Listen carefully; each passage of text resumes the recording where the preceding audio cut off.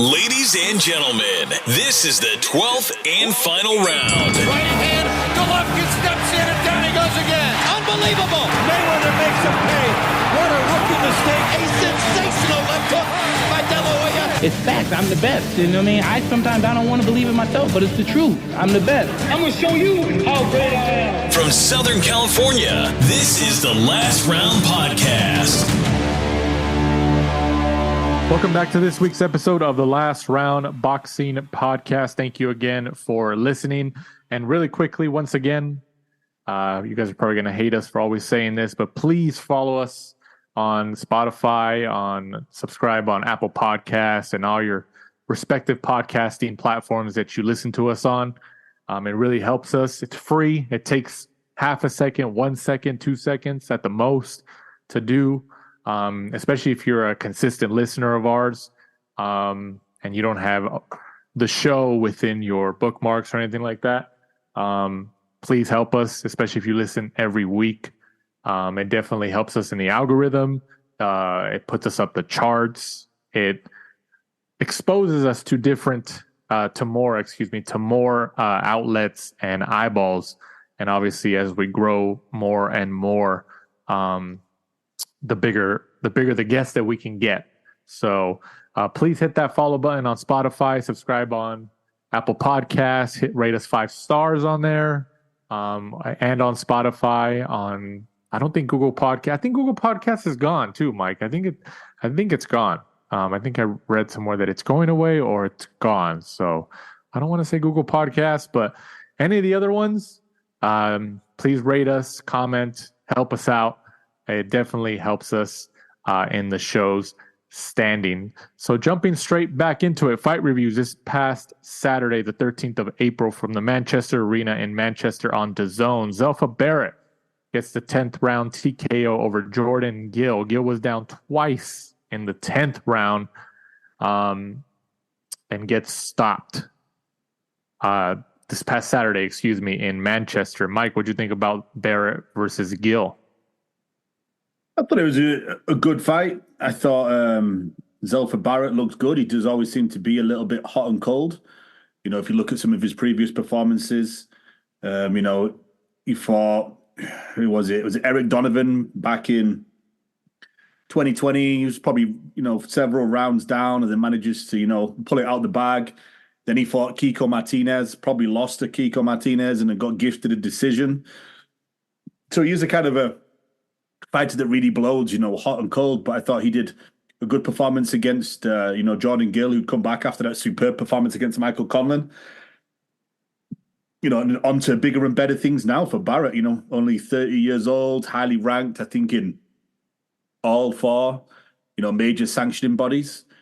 Ranked 18th on BoxRec. So, you're looking at now probably title shot regime, right? Looking at Oscar Valdez, Oshaki Foster, those guys are probably the guys he should be looking at. I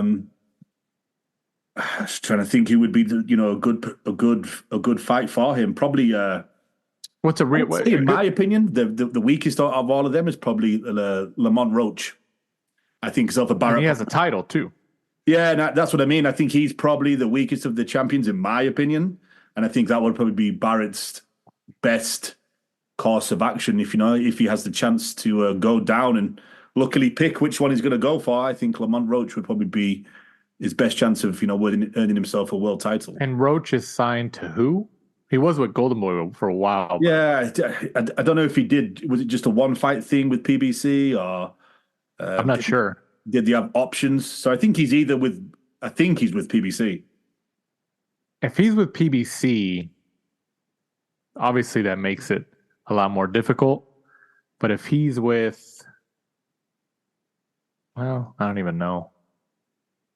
Yeah. I mean, those are the fights that you mentioned that I think fans want to see, but who's realistic? Because you mentioned Valdez and all those guys, and I mean, they could happen, but is it likely? Probably not. Who's realistic? Realistic for him? Joe Cordina. Yeah, that sounds like a good one. Someone like that, I think. Or like, if you're still thinking that he needs another fight, someone like a Tevin Farmer. Tevin Farmer still has that name recognition. When's the last time he fought? He's been on some of the smaller cards, kind of trying to work his way back up. Because I remember recently I ended up having to search to see, because I know that he fought, and I had to search to find out who it was hard to find. Where was it? Let's have a look. Yeah, March this year he fought Alan Luquez Castillo, and he won by first round knockout, and he's scheduled to fight May the 24th against the well-known TBA. PBA. Because if you look at that Tevin Farmer on BoxRec, he's still 9th. So he's twice as high up as Barrett. Barrett's sitting at 18th. So if you fight someone like a Tevin Farmer, obviously you've got name recognition, former world champion on the list. So he kind of ticks all of those boxes.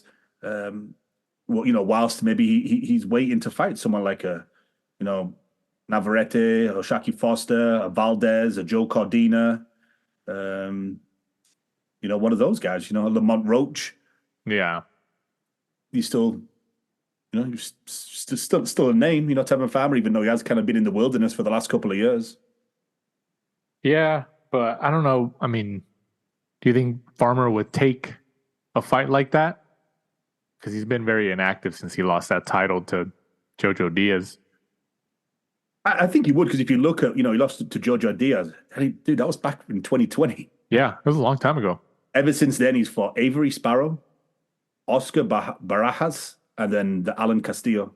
So 3 fights and they were all in. He took 3 years off, came back in June of 2023, then fought in September of 2023, and then fought March of 2024, and then he's scheduled to fight on May the 24th. So if you think about it, I think he would, because I don't think he's signed to any major promotion.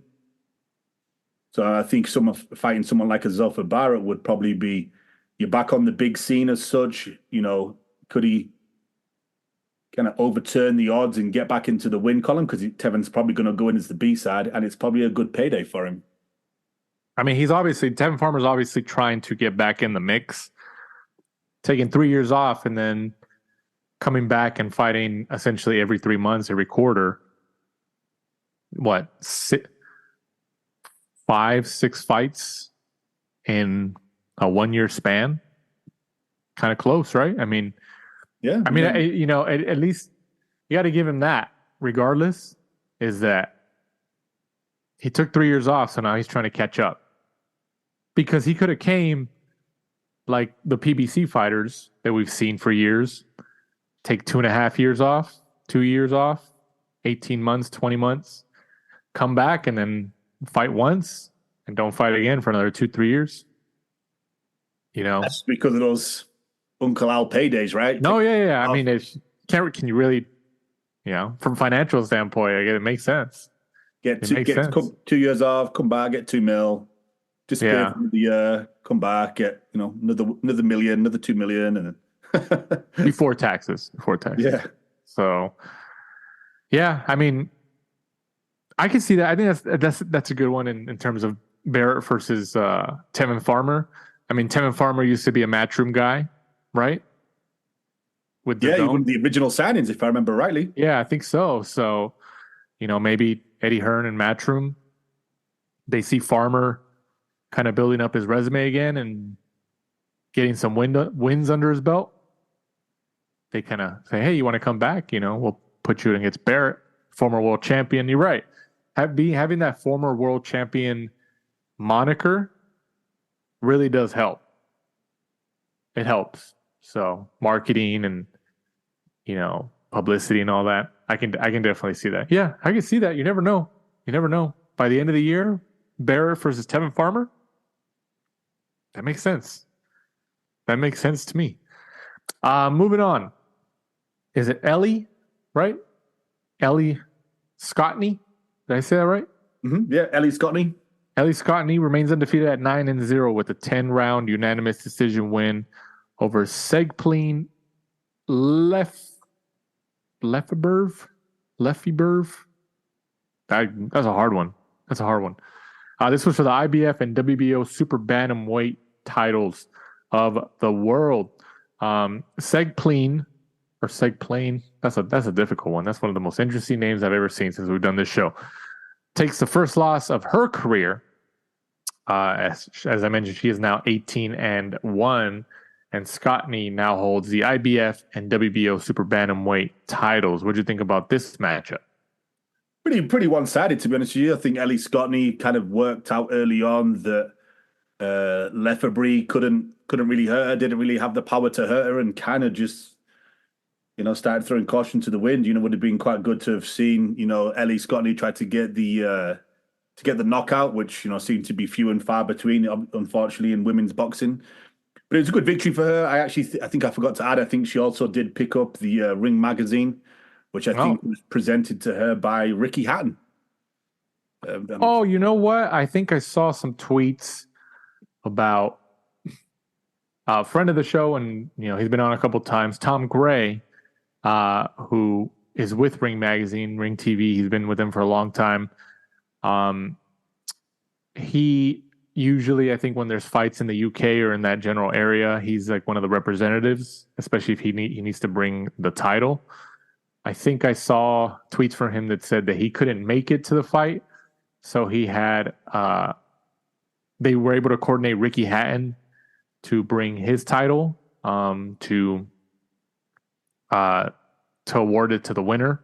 So I thought that was pretty cool. That was a cool little partnership right there to help out, right? I mean, it's one thing to have one fighter do it, but it's another thing when you have somebody like Ricky Hatton come in and do it. I think it's a pretty big deal, isn't it? In Manchester, Ricky Hatton's hometown, and obviously, he was adored by the Manchester City fans that followed him home and away. So, I think having Ricky Hatton there presented to him probably just up the ante a little bit, probably up to the amount of people that were cheering, and the atmosphere in the room, I'm sure, was probably a little bit better because Ricky Hatton was there presenting it to her. But you just got to love Ellie Scottney. It just seems like she's one of those sorts of people that you can't not like. She just seems so nice, so genuine, funny. Some of the stuff she posts on Twitter is humorous and makes us laugh. And we retweet a few of her things now and again because she's just a funny person. So it was good to see her get the victory. And pardon me, I kind of just feel for her because it's kind of when she turned pro, she kind of turned pro with a lot of people that were a lot louder than her and maybe a little bit more social media savvy, shall we say, or maybe just wanted the limelight more than her. So she was kind of left on the sidelines a little bit, even though she was probably as talented, if not maybe more talented than some of these fighters. So, hopefully now this is kind of like her breakout moment, and hopefully, she can wrap up most of the titles at this level and, hopefully do like a lot of girls do and move up and down the weights and, pick up a lot more because she definitely is, I think, one of the more talented boxers. She just doesn't do the social media side as much. Maybe she just doesn't want to, or it's not in her character. But if you've not watched her, just go watch the fight and follow her on social media. Moving on, also this past Saturday from the American Bank Center in Corpus Christi, Texas, South Texas, on ESPN Plus. Heavyweight prospect, would you still consider him a heavyweight prospect, Jared Anderson? Good question. He'd been in with, Charles Martin, so he was a former world champion. Maybe he's on the cusp, like he's kind of teetering. Yeah, it's hard to say, isn't it? Because he's a little bit older, been in with some big fights. So is he technically a prospect? Yeah, it's hard to say, I guess. Not yet. Maybe not yet. Jared Anderson remains undefeated at 17-0 with the 10-round unanimous decision win, over Riyad Murhi. You're struggling today. Yeah, these are throwing some difficult names at me this week. There was no title on the line for this, no regionals, no nothing. This was just a matchup. This was a pretty unexciting fight. Is that the right word? What do you think? Yes, I thought it was was a bit of a boring fight, really. Anderson won pretty easily. I think Riyad just kind of realized too small, not enough power, and then decided not to really throw and just decided to try to see himself out. I think tried to see out the 10 rounds without getting knocked out by Jared Anderson, which Anderson seemed to struggle to be able to break him down.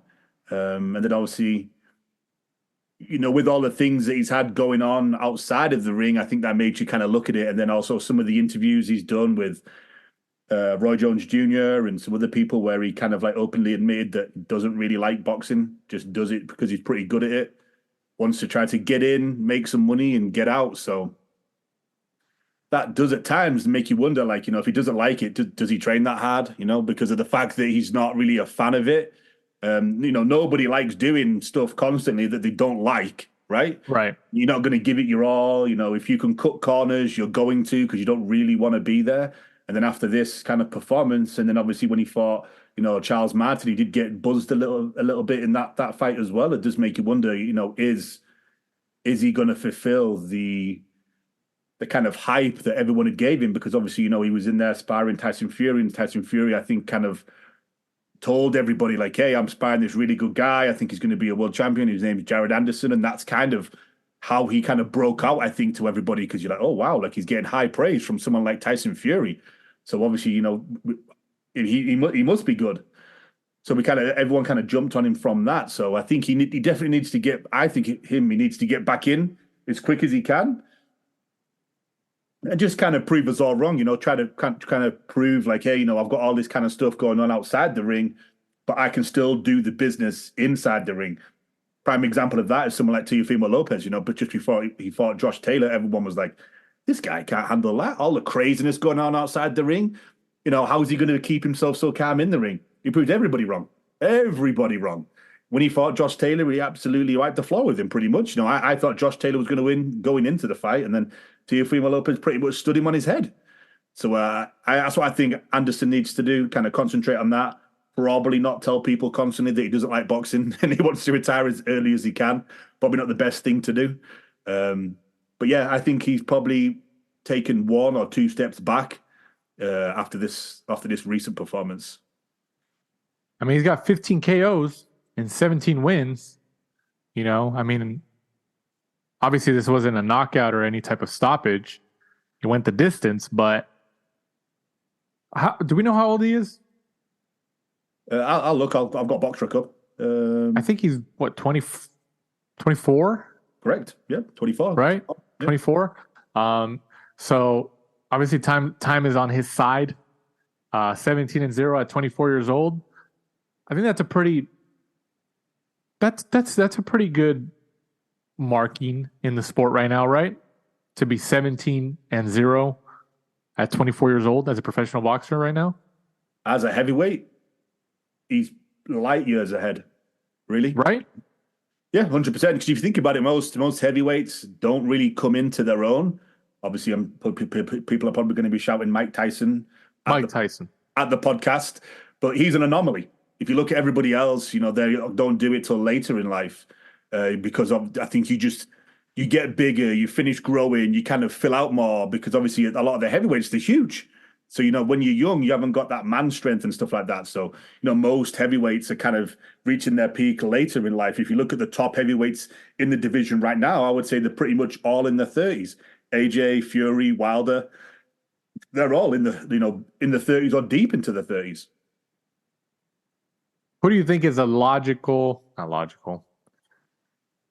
just like the Barrett versus Gill conversation we just had, realistic opponent for Anderson in the next 6 months?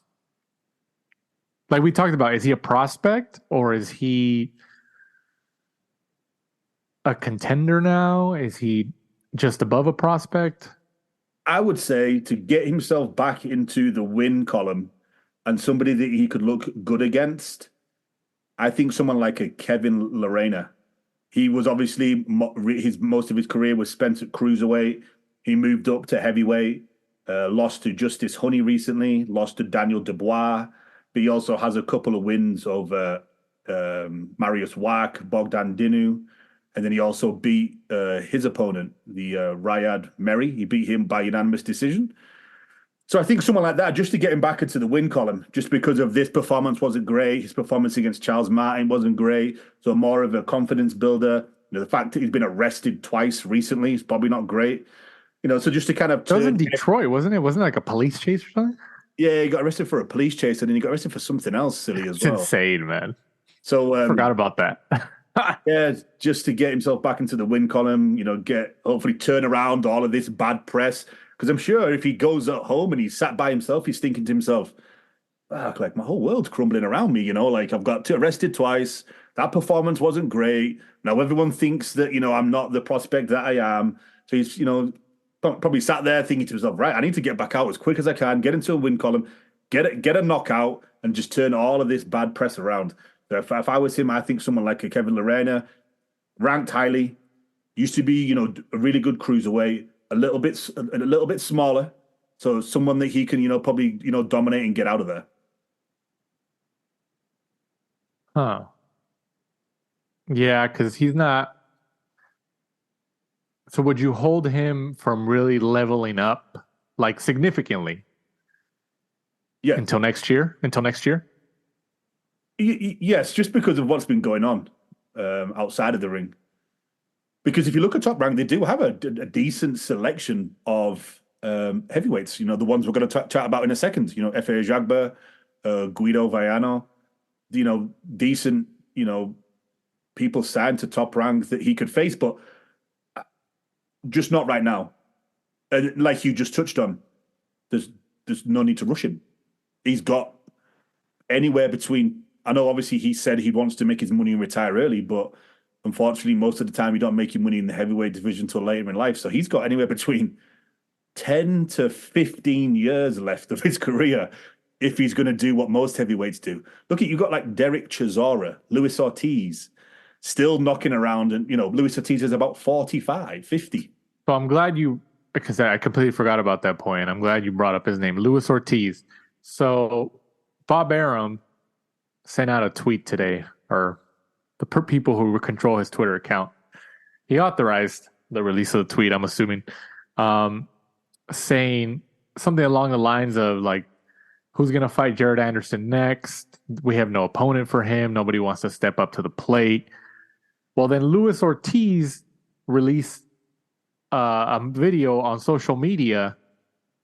He was speaking in Spanish, but he was saying, "Hey, Bob Arum, I'll take on Jared Anderson. Let's make the fight." So, is that too dangerous? If that happens, I mean, if Ortiz, and mind you, Ortiz is historically a PBC fighter as well. We were just talking about. We're talking before we came on air. We're going to touch on it later, but we were talking about PBC fighters, who have been signing with other promoters, just like Boots Ennis, which we'll touch on a little later in the show. Now Luis Ortiz is throwing his name out there, saying, "Hey, I'll take on this guy." Fighting, seemingly opening the door to fight for another major promoter in Top Rank on another platform, ESPN. What do you think? Too big of a step for Anderson? Good question.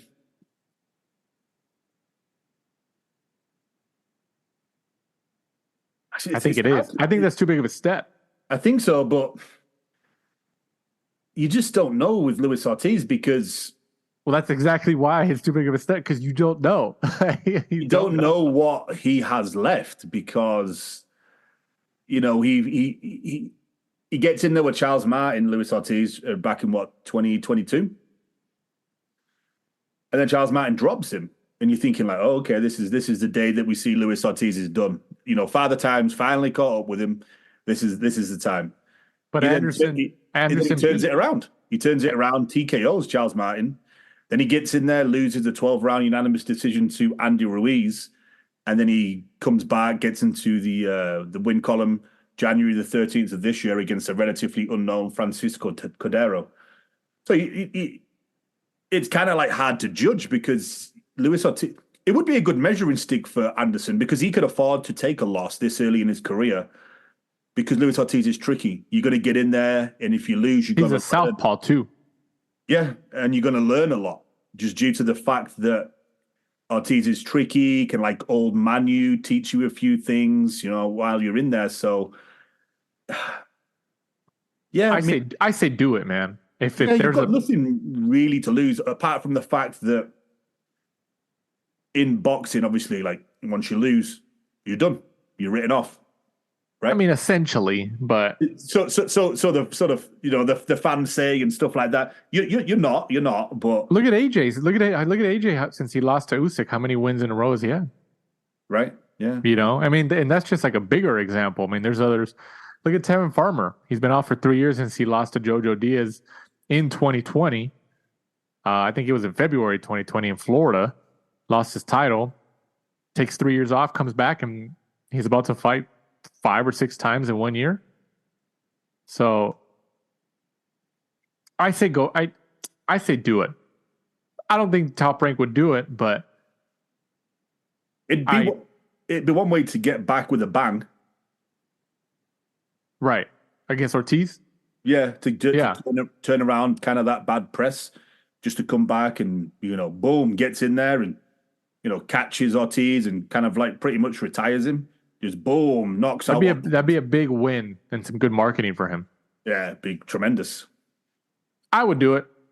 Got nothing to lose, really. Like you said, he's 24. He's got like another 10 years. Yeah, I think that's because I don't look at him as a prospect anymore. I don't. He's done a lot of fights. I mean, 24 for a heavyweight's young, but yeah, when you're looking at like 17, 18 fights soon, I guess not. Yeah. I mean, hopefully Ortiz did, like I said, he did put out that social media video. So let's see where that leads. We've seen stuff like that before and nothing happens, but we will see. In the co-main event, like you mentioned, Mike, Efe Ajagba, another heavyweight matchup, gets the 20th win of his career, now at 20-1, as he gets the split decision win over Guido Vianello, 12-2-1. Ajagba won by scores of 96-94 twice, and then 94-96 for Vianello. What'd you think about Ajagba's win? And obviously, maybe they're setting up just like we've seen for years. Promoters, they put similar fighters in similar weight classes on the same card. Maybe Ajagba versus Anderson next. I think they're looking at doing that. I don't know whether next, just due to Anderson's performance probably not being the one that they thought it would be. But I think all paths do obviously lead to, Ajagba and Anderson eventually fighting each other. Turning the attention to this fight, I thought it was a fun fight. It was back and forth, back and forth. It looked like Ajagba might have been out of there at the end of the second. But then he kind of fights back, and Vianello kind of like had punched himself out a little bit, which gave Ajagba a lot of the middle rounds. And then Vianello kind of like rallied in the last couple of rounds, but it just wasn't enough, unfortunately, on that night. But a really fun back and forth fight. That's what we all like to see instead of just a one-sided like mopping. One's winning, and then the next guy comes back and stuff like that. So it was well matched heavyweight fight, good to watch. And Ajagba obviously picks up another victory, 20-1, moving on slowly but surely. And maybe by the end of the year, maybe a big fight, 2 top-ranked heavyweights, Anderson and Ajagba. Makes sense. Yeah, maybe give Anderson one more fight just to kind of dust off those cobwebs a little bit, and then a big fight at the end of the year. And also on the card, former Thompson's boxing prospect, Ruben Villa, 22-1. Gets a unanimous decision win over 10 rounds against Christian Cruz Chacon, who takes the 7th loss of his professional career. Villa won by scores of 97-93, 98-92 twice. What weight class was this at? Ruben Villa fights at what weight? Is it one? Are we looking like 130? Feather? 126. Okay. Oh, you know what? I mean, who gave Villa his only loss? Do we know? It was that giant, wasn't it? Navarrete? Yeah. It was? Okay. Yeah. I mean, I could see them building up Villa. I mean, he's been in there with Top Rank for a little bit now. Build him up to put him against Valdez, Maybe Burchell. Burchell's trying to make his comeback, right? Do you I don't know know if he's still signed with Top Rank, though. Ruben Villa holds a victory over a current world champion. Back in 2019, he beat Luis Alberto Lopez over 10 rounds. Oh, wow. Okay. At the Omega Center, Corona, California, huh? Thompson's boxing card. That's crazy. I feel, because Villa was fighting on the Thompson's boxing cards, which they've held in Corona, California. They've held them in Orange County. They've held them in Ontario, California. They never really had cards in the Los Angeles area, more in the surrounding counties. But yeah, Villa was on those cards quite a bit until obviously Top Rank picked him up and signed him. So I could see them, why not put Villa against, Burchell, assuming he's still signed by Top Rank, Valdez, I think it would be fun fights, right? Yeah, just the problem I think Villa always has and always will has is just his lack of power. Boxes really well, he's good at everything, but I think when you get in with him and you get into that, world championship level, he just lacks that power, to keep you off. I think you get in there and as soon as you realize oh wow, this guy is just has no power at all. A lot of fighters, especially, the guys who were kind of like weight bullies like Navarrete, who's huge at the weight, they get in there and they're like, oh wow, I'm just going to walk this guy down. Right. Yeah, I'm excited to see where Top Rank maneuvers Villa. He just has that one loss, but I think he could still get some decent matchups going forward between 126 and 130 too. So Robesi Ramirez is a Top Rank guy. Oh yeah, that's right. Between 126 130, they got a pretty good stable right there that they can play around with. Joet Gonzalez? Joet Gonzalez, Top Rank? Yeah. Joet is another one. Yeah, he's been over there for quite a few fights now ever since he left Golden Boy. Yeah, that'd be another fun fight too. Why not? Isaac Dogbae? I don't know if he's still Top Rank. He was for a little bit. Mm.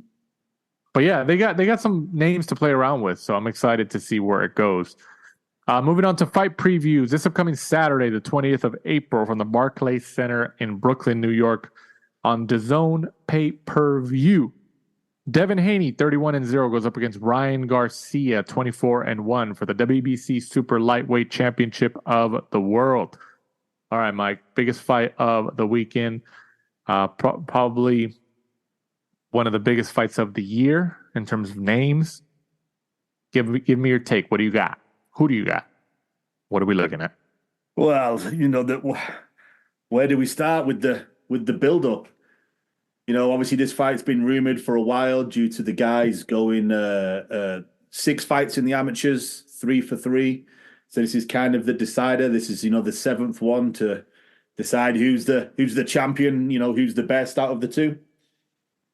Going into it, you would say Devin's probably been in and beaten the more experienced, better caliber of opponents.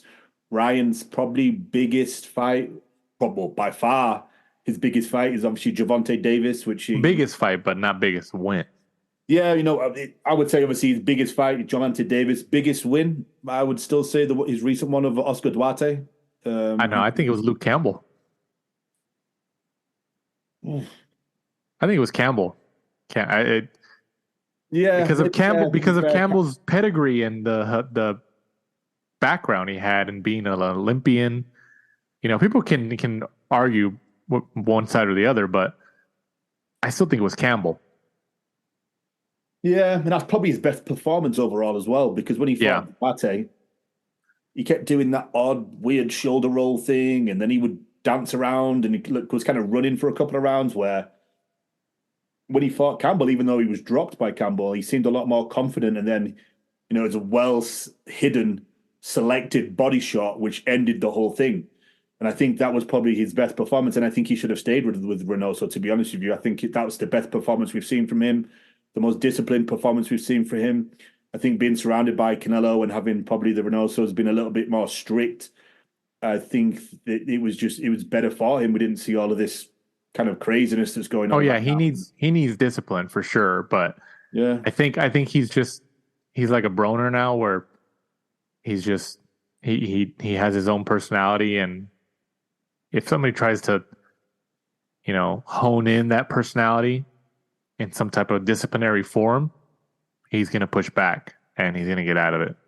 I think you're right.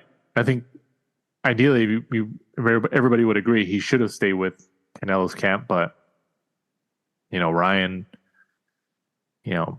according to Canelo, would show up hours late to the gym, or wouldn't even stay that long.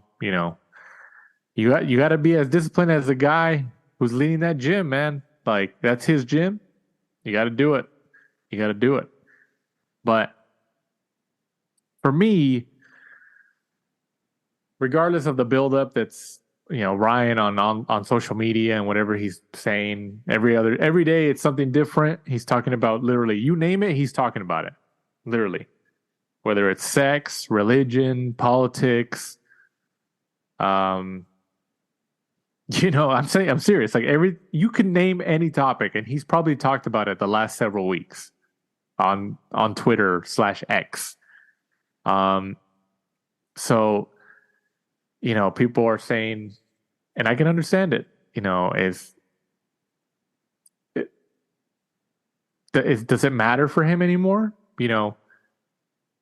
Is he just looking at it like, oh, as long as I just make it to fight night and I get my check, as soon as that first bell rings, I'm going to get paid. Is that it? Is he maybe looking at it like that? I mean, think about how much money he made from the Davis fight. He probably made easily, what, 20 to 30 million? I think De La Hoya said in one interview that it was like $30 million.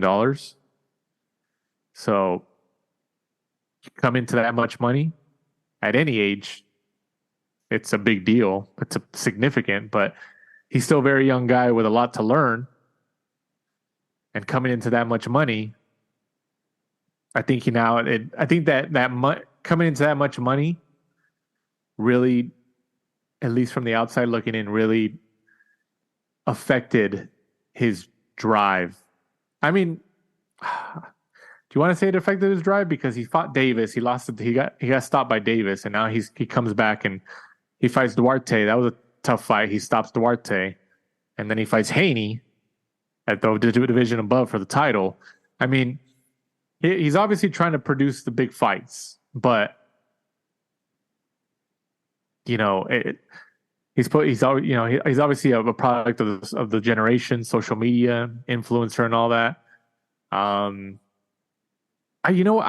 really surprised that since he's been with Derek James, especially during this fight camp, I'm really surprised that Derek James in that camp down there really hasn't kind of put him into check, because I thought, him going over there, he was with Canelo, and then he went with Joe Goosen, then he leaves Joe Goosen, he goes with Derek James. Like, was it just not? You would think Derek James, as I mentioned, would put him into check. Like, you're going to go down there with the likes of Errol Spence, the Charlos, even though the Charlos probably aren't training, and I don't think Spence has been training. And there's a rumor that Spence isn't with Derek James anymore. I think Ryan even said that, like on a Twitter Spaces or something. Didn't pay him, supposedly. Yeah, supposedly, and Ryan like confirmed something like that, like on a Twitter audio or something like that. So I don't know, man. I don't. I look at it like this. I think we all picked Haney from the beginning. Haney's the more disciplined fighter. Haney's really been trying to reach these accomplishments as a fighter, as a boxer. From in the old fashioned way. He's trying to make the big fights. He has the best resume. He arguably has the best resume in terms of, opponents in the last couple of years between 135 and 140, right? He became undisputed at 135, moved up to 140. He defeats one of the most feared guys at that division in Regis Prograis, takes his title. He even knocks him down when Haney's not even known as a knockout or knockdown guy with power, but he moves up a weight division up, and you're like, oh, you see something there. You see some pop.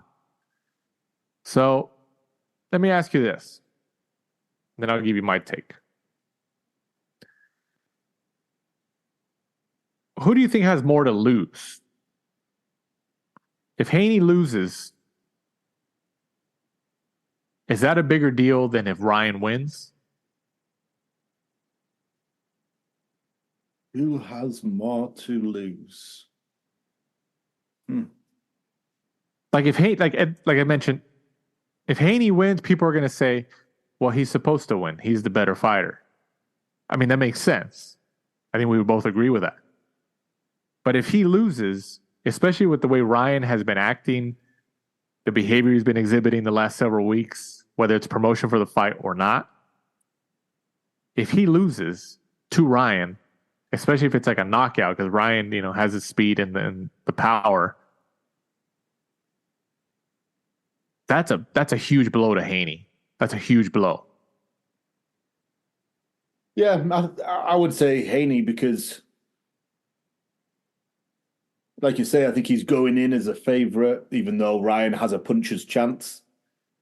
And Ryan, luckily for him, has this, social media following, which at the minute manages to get him big fights. But, like we've been saying for a while, I think on here, is it's not really showing that having this social media following doesn't necessarily turn into buys, because look at the ticket prices. I think they've dropped the ticket prices like 3 or 4 times. You can get like a floor seat, I think, for this fight for like $200. Obviously, I know everyone's going to be shouting at the podcast now, well, Gervonta Davis and Ryan did huge numbers, but that was a huge fight, though, in terms of, Gervonta Davis is a draw, Ryan's a draw, we think.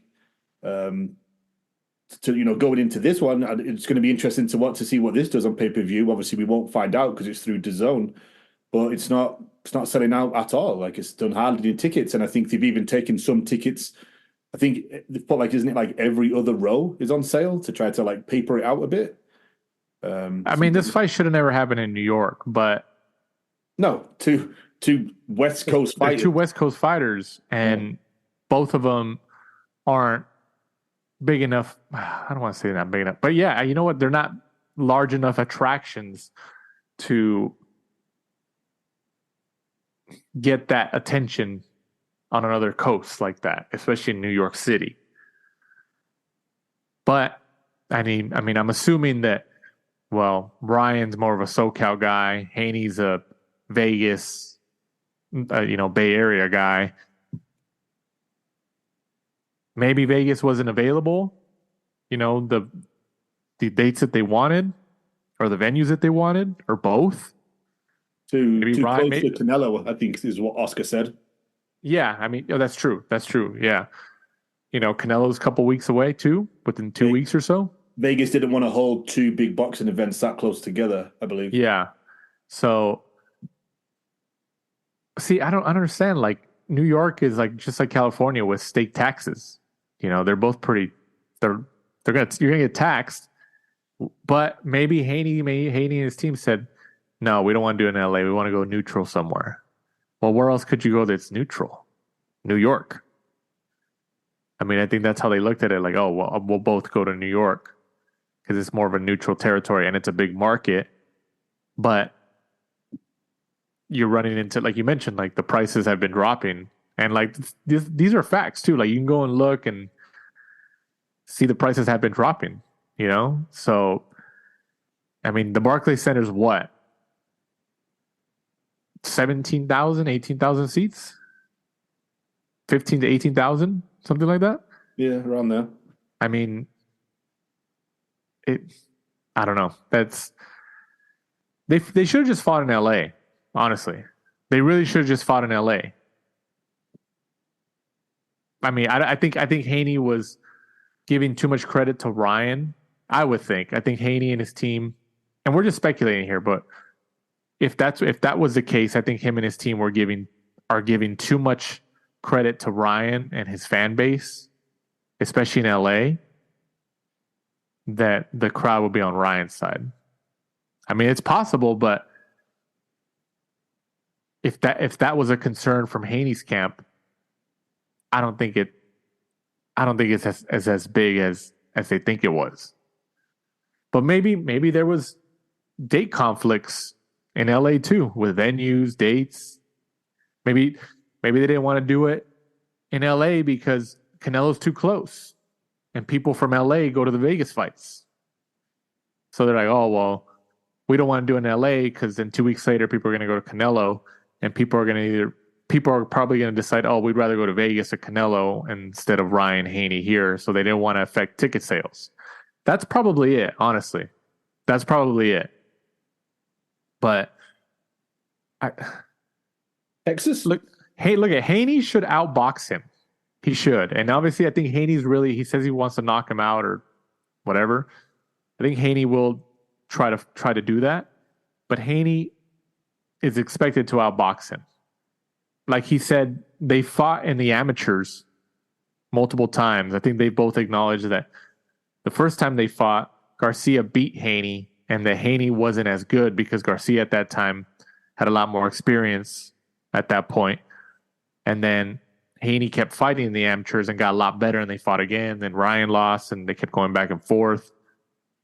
And Haney says, according to Haney, that Ryan Garcia, since turning pro, really hasn't changed.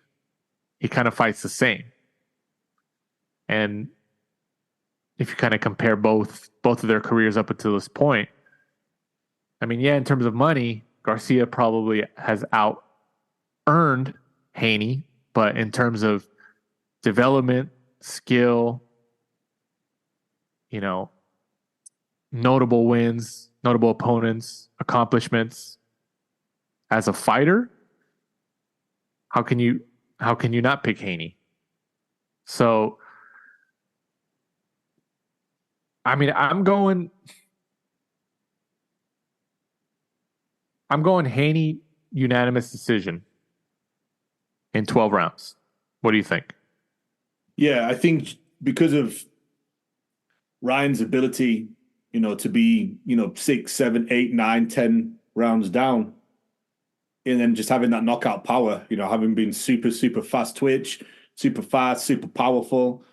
I think Haney's going to be very cognizant of that. I think he's going to make sure just to get in and out, and not really let Ryan get settled and, not stay in the pocket too long, just on the off chance that he does get caught. So I think Devin's going to play it super safe, stick to his game plan, which he always seems to do very, very well. Yeah, and I think I'm going to, unfortunately, be kind of boring and go for the same as you. I think Devin wins it quite handily, unanimous decision on points. We've seen some information and heard some information that Ryan is locked into Golden Boy in a contract until about 2026. At the end of that contract, where is Ryan's stock at as a fighter and as an attraction? What do you think?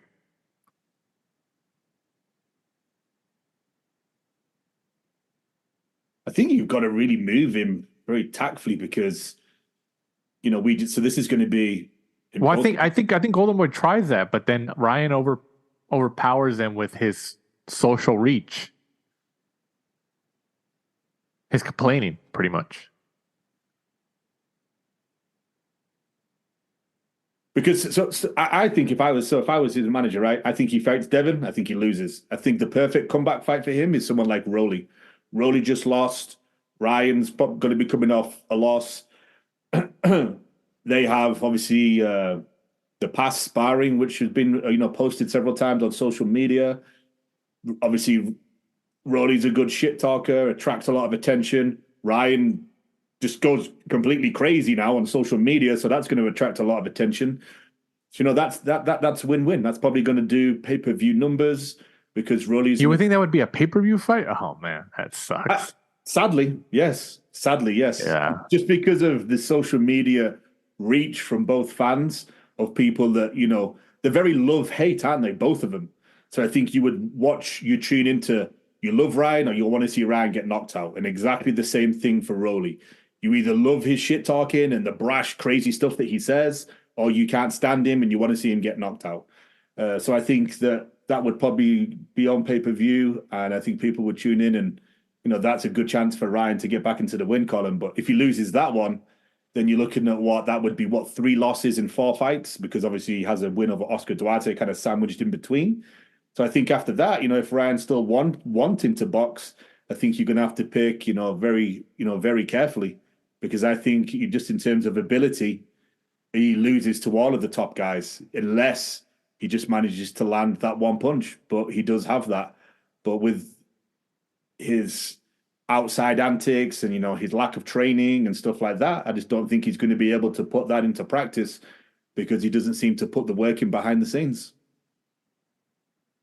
If Ryan, I'm going back to that point, if Ryan wins, especially if he knocks out Haney, because because we talked about this, he's kind of like a little wild, like a mini Wilder, just doesn't really have the boxing skill from a fundamental standpoint, but he just has the speed and the power to end it at any time.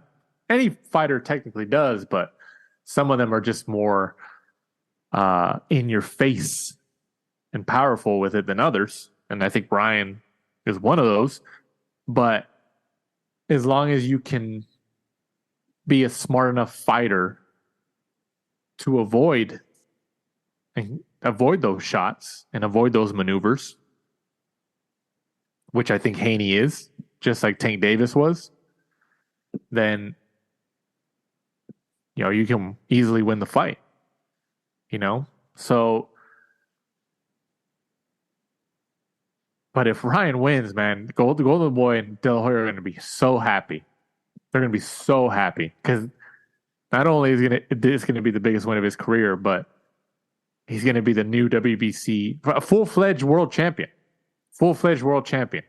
The other ones, interim and everything else, like none of those don't count. But Ryan has said this week in interviews that the belts don't matter.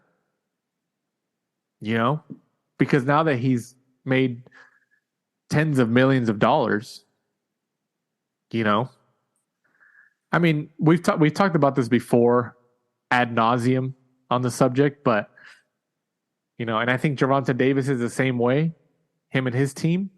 It's like, hey,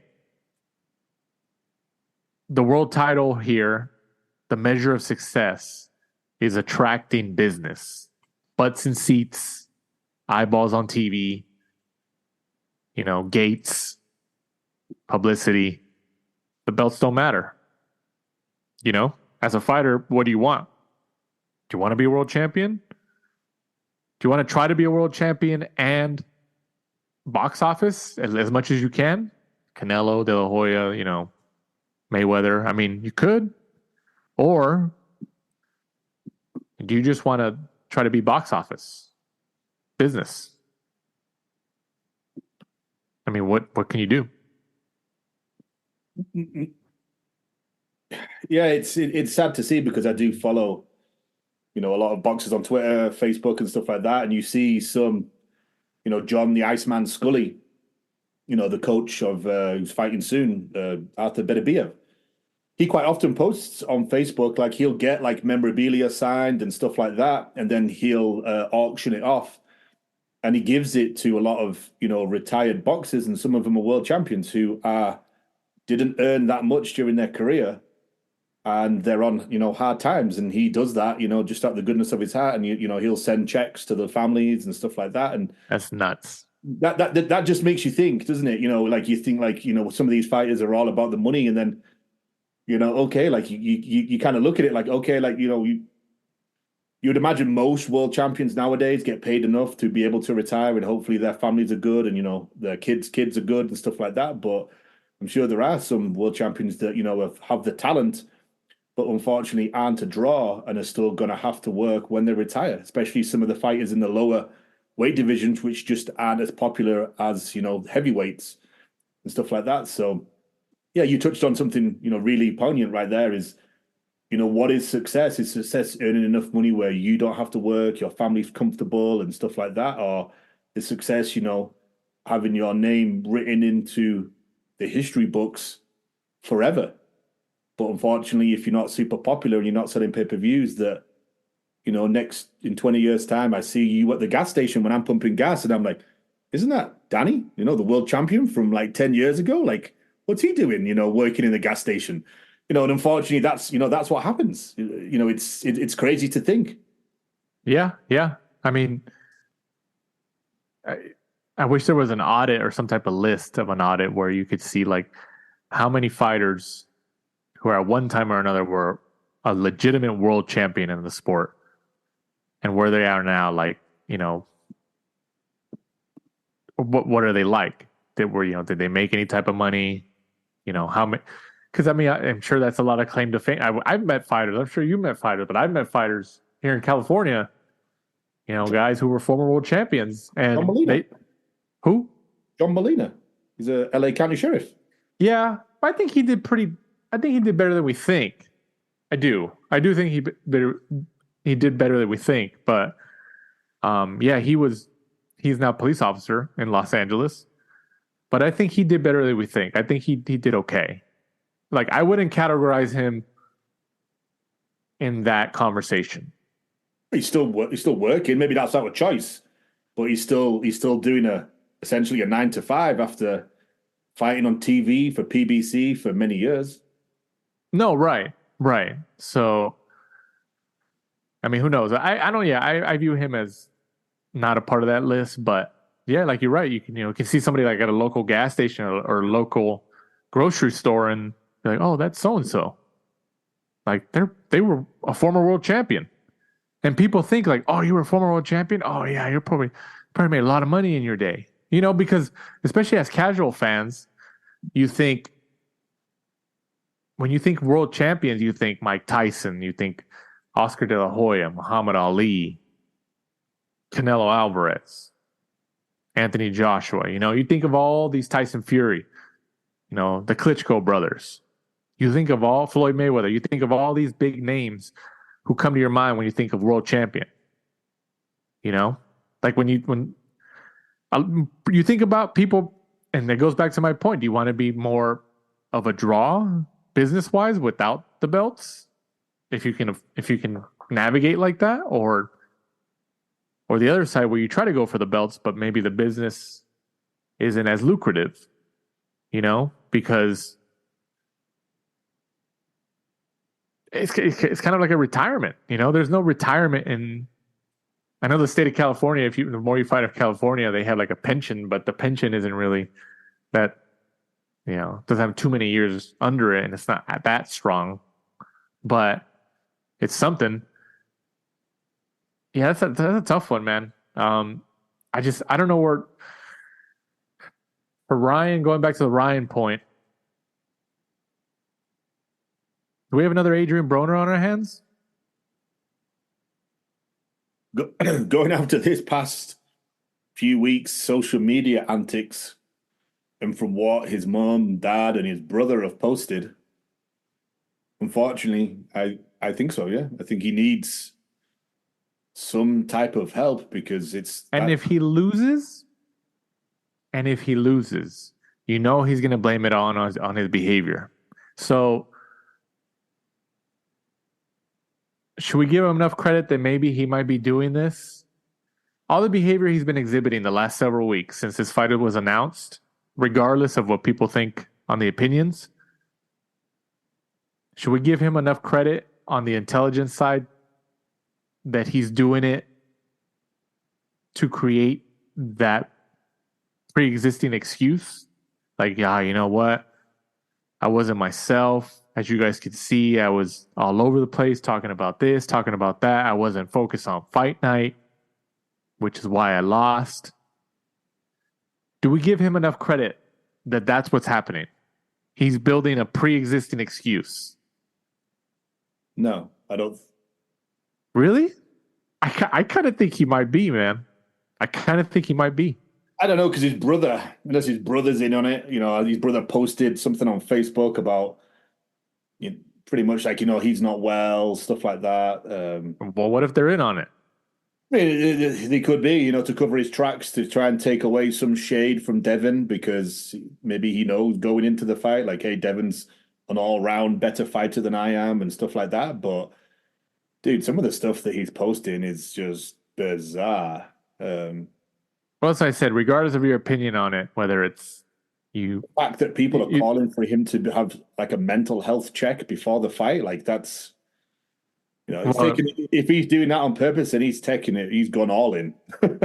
No, right. So I'm telling you, man, if he wins, this is huge. There's a lot riding on this, but if Haney loses, I think that's even that impact is a lot stronger. And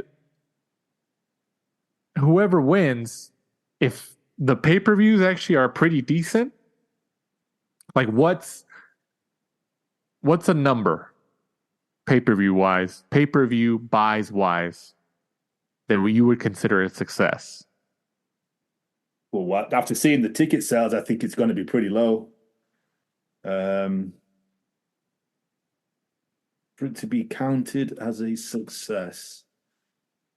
Quiet week, right? The UFC's just had a big card last week, so it's not going up against something like that. Most of the American sports aren't really on. Baseball's just started, stuff. So there's not much challenge in it. I think if it does 300,000, that would be decent, I think. I think that's actually really good. Because I think 200,000 is actually like a bar that they could hit. Like if it did 200,000, I think I would be more surprised by 200,000. I was going to go too, but then when it's nothing really challenging it. There's no big sports, no UFC. No, you're right. But like, they're not. I think it's going to do between probably like around 150, 175, maybe 150. But I think if it hits 200, I'm not saying it's a ginormous success, but if it hits 2, to me, I think that's, obviously we can't see the business numbers to kind of do the mathematics behind it, but I think 200,000 is actually, because I mean, if you want to compare him to Gervonta Davis, if you want to believe any of those pay-per-view numbers that have been thrown out there, before Ryan, Davis wasn't doing strong numbers either. He was doing between maybe 100 and like 225. Then take those numbers with a grain of salt, because they're just, these numbers are just all over the place, and sometimes they're leaked to specific people because they know they'll run with it. But I mean, think about it. Maybe I'm just being too generous today. I think 300 is a huge success. That's why I said 200, because I think 300 is like, oh, that's a huge success. If they hit 200, I think that's actually impressive, because my bar's pretty low. My bar's pretty low for the performance of this entire event financially. You know what? Thinking about it as well, the card is pretty poor. It's really all on the main event. Yeah. I mean, they're making the most money. Yeah. I mean, and I think was it Bill Haney, Devin Haney's dad, said that they did a 55-45 split, 55 for Ryan, 45 for Devin. So if you speculate, what is Ryan making? Probably 5 million, maybe less, maybe more. Yeah, because I don't know. They're probably still going to get paid really well, aren't they? Because Devin. Oh yeah. I think they're still getting paid very, very well, and I think Devin Haney even said in interviews the last couple of weeks that this is the most money he's ever made. Yeah, probably somewhere between 5 to 10 then for Ryan, right? And then I would think, right? Yeah. Maybe what, 7 to 8 for Ryan, 5 for Haney. Yeah, because it's a lot smaller, isn't it, than the Gervonta fight? Well, yeah. So yeah, I would say if you're looking at what he did 30 for Davis, like a third. Yeah, so somewhere around 10, 7, 8, something like that. Because I would say it's probably 3 times smaller, right, in terms of the amount of the attraction, the amount of eyes on it, and stuff like that. So, and if I was Haney, if he wins, which I think we both expect him to, in the ring after the fight, I'd be calling out Davis right away. Even though I don't think they would give him the fight, but not anytime soon. But if I was Haney, I'd call out Davis right away. You know? Do it. He's got nothing to lose, everything to gain, right? Yeah. The big payday. Yeah, why not? Yeah. And then, with Haney winning, he's going to be showing that he's got the biggest balls in those divisions right now, 135, 140. He's doing it. So, we'll see. We'll see what happens. I don't know if Golden Boy has like an option on Haney's fight or not. I don't think they do, but it's possible that they could have some type of option on a fight next. Like they have a chance to maybe match or beat the offer for his subsequent fight. But we'll see. We will see. In the co-main event, Arnold Barboza, I think makes this. I believe his Golden Boy debut under the Oscar De La Hoya promotion. 29-0 goes up against Sean McComb, 18-1. Barboza was obviously, at least as of this recording, is still the plan B in case Haney or Garcia can't make it. So as of right now, as of this recording, at the beginning of the week of fight week, it's still on Devin Haney versus Ryan Garcia. As you get closer, maybe by the time you guys are listening to this, maybe Barboza's in one of those spots. You never know. Let me ask you this. Instead of giving me their take on the fight between Barboza and Sean McComb, by Saturday, what's a percentage chance you put in that Barboza takes Ryan's spot?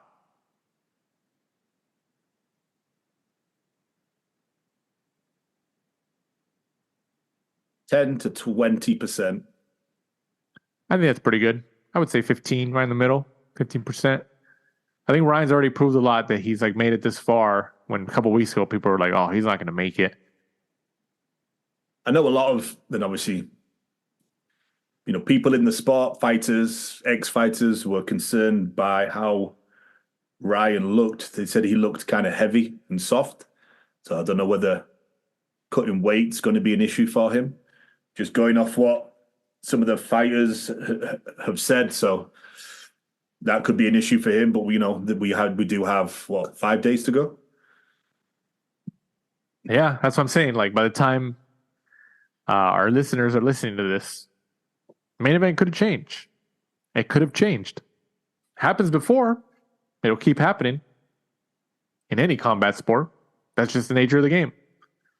But Barboza making his Golden Boy Promotions debut. So I'm excited to see where he's at, man, because he's already, 30, 31, I think, in terms of age. Maybe in his late 20s. 29-0. He needs to step on the gas here, man. Try to get a significant fight. They also have Jose Ramirez. So we'll see. I think he's fighting in Fresno soon. So maybe they're kind of going to put Barboza against Ramirez and maybe Ryan, throw him in there or something. See where they all go going forward. Also on the card, John Scrappy Ramirez, 13-0, goes up against David Medallita Jimenez, 15-1 for the interim WBA championship of the world. Is an interim bout. What do you think about Scrappy Ramirez? Do you think he's a real deal? Good question. I was thinking about that when I was writing the show notes that he was up for a WBA interim. I've been to a lot of his fights, been ringside for them and stuff like that. He is good to watch. I always think he's kind of like flawed at times because he's kind of always going for that one big shot and stuff like that. And I think he has been lucky that some of the guys he's fought weren't big punchers themselves because he is hittable. But he is a showman. And I think the fact that he, has kind of comes down, singing to the ring, always has like good ring attire, stuff like that, must sell a good ticket. I think obviously helps him. And I think that's probably why he had some favorable matchups, just due to the fact that it's a business and he puts bums in seats. But yeah, I mean, he's good to watch. He's fun to watch, and he's in a lower weight division, and he seems to get KOs. So yeah, he's definitely good TV fighter. I enjoy watching him. Hard matchup though. Jimenez is no easy matchup. Right. Who is the top ranked kid from Stockton? Gabriel Flores. Do you think it's appropriate to compare these two, Scrappy Ramirez and Gabriel Flores, in terms of, they got the personality and stuff, but Scrappy's better. Yeah. Considerably better. Gabe Flores couldn't punch his way out of a wet paper bag. So you think Scrappy Ramirez has more talent? He can go a little bit further? Yeah, 100%, 1,000%. Oh, okay. Yeah, I can see that. Yeah. Because I think Top Rank gave up on Flores already, right? I don't think he signed there. Yeah, I mean, I was honest about him and Matt Castro as soon as he hit the scene. They're just both very. I mean, Castro's still going. I'm guessing he must sell tickets because I don't see what they've seen, and I'd seen about Gabriel Flores. They're very amateurish. They don't. I mean, they did sign him. They did. He was an He was not an Olympian. He was like an amateur champion. So I mean, multiple time. Yeah. I think it's just an investment. They're gonna be like, let's just give it a shot, But yeah, for Flores, I'm pretty sure. I don't think he's signed with Top Rank anymore, right? They haven't seen him for a bit. I know that his dad and they did a link up with the Vargas brothers, and they were kind of like doing stuff together. Yeah. So I'm not too sure if it was still with Top Rank or what, but I haven't seen him for quite a while, ever since he took as soon as he started facing people that had some power and would actually hit back, that's when he came unstuck. Kind of like Berlanga. Berlanga a little bit better. I think Castro's similar. Like, they don't like to get hit, and obviously you're a boxer, it's part of the job. And obviously when you're in the amateurs, you've got a lot more padding and stuff like that. So obviously, depending on what you're doing, you have like a helmet. So, you've got headgear. So I think they're just too stuck in the amateurs, unfortunately. They just don't have that dog in them, shall we say, to kind of like ride through that. And like Castro's kind of similar. When we watched him in San Diego, I thought, he was lucky to come out with a victory there that night. Right. And then rounding off the card, Charles Conwell, 18-0, goes up against Nathaniel Gallimore, 22-7-1. Is this Conwell's debut with Golden Boy as well? Yes, sir. So Barboza and Conwell making their Golden Boy Promotions debut. So, hey, signing the last, several months or so, they've signed Barboza, Jose Ramirez, Conwell, some pretty solid fighters. So we'll see if they all pan out, business-wise for Golden Boy. But, everybody was talking about like, oh, they don't have any fighters and they lost Canelo. Slowly but surely, building the stable back up with some pretty accomplished fighters, especially with Jose Ramirez, multiple weight world champion, I think, or multi-time. The Conwell one, I think, is interesting because he's always been spoken about, with all his talent and stuff, but I've never really watched a Conwell fight where I thought, like, this guy's good. This guy's going to go somewhere. But maybe we go into Golden Boy. Maybe we're going to see him a little bit more. Maybe he's going to get the regular action that he needs, and maybe he'll convince us. Maybe. I mean, new promoter, new network. Been on the show, hey man, Barboza. Yeah, Barboza and Conwell have been on the last round. So, hopefully, we'll get them back on again in the future. News and notes section of this week's episode of the Last Round podcast. Former British and Commonwealth boxing champion Willie Lemond passed away at age 45 this past weekend, I believe, according to his son, Jake. Lemond held the lightweight Commonwealth title between 2006 and 2007. The super lightweight title from 2013 to 2014, and the British super lightweight belt in 2014, excuse me. He was still boxing in his 40s. and was due to fight on May 3rd, a couple weeks from today. His last fight was in September of last year, 2023, in a loss in the 8th round to fellow Scott. They're both from Scotland, right? Ricky Burns. And also Willie Lemond had previously fought in the mid-2000s Amir Khan. I believe Amir Khan had released a video saying he just heard about the news, kind of giving his condolences. So, Mike, you're the English guy. Was he? How big was his name across the pond over there? Yeah, I mean, he was well known. Obviously fought a lot of big names, like you just mentioned there. Ricky Burns, big multiple-time world champion in the UK. Amir Khan, like you really. Around the time when Willie Lemond was fighting Amir Khan, Khan was huge because we'd all fallen in love with him, during the Olympics. He was like 16-year-old kid, if I remember rightly. But I think he was the only person that we managed to qualify because at the time we didn't put many people into boxing in the Olympics. And then kind of went over there by himself, managed to medal, came back home, turned professional not long after. And then, Willie was one of his early fights. So, yeah, I mean, there was a lot of eyes on him then. And, just kind of like you said, you ran through his accolades and, pretty much everybody came out and on Twitter, Facebook and stuff like that, just talking about, what a nice guy he is. And I think that goes to show for you, the amount of condolences that we've seen over the last couple of days. Absolutely. And then Matchroom with two big signings. Very, very significant signings, actually. Defecting from the PBC, if you want to say it like that. Jaron Boots Ennis, probably one of the biggest signings in boxing today, has signed a multi-fight deal with Matchroom and Eddie Hearn. And Ennis will reportedly make his first title defense or first debut matchup sometime this summer under the Matchroom banner. And then they've also, I don't know if it's a multi-fight deal, maybe just a one-fight deal. But Deontay Wilder is now working with Matchroom and Eddie Hearn. With the fight's going to happen again in Saudi Arabia against Zhilei Zhang in the 5-on-5 between Queensberry and Matchroom. So Deontay Wilder, Jaron Boots Ennis going to Eddie Hearn. I mean, what's going on over there? In terms of Amazon Prime, PBC partnership, maybe the money's not there as it was with Showtime. If all these fighters are kind of going to these other deals, I mean, something's going on, right?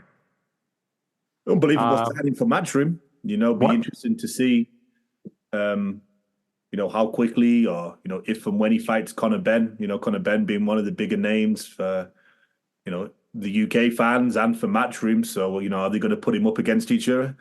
And then obviously as well, today, I don't know if it's just a one-fight thing, but, Eddie Hearn also getting another piece of PBC when it announced that Deontay Wilder is going to be on the 5v5 card. So that's another PBC guy that looks like he's strolled over the street to Matchroom.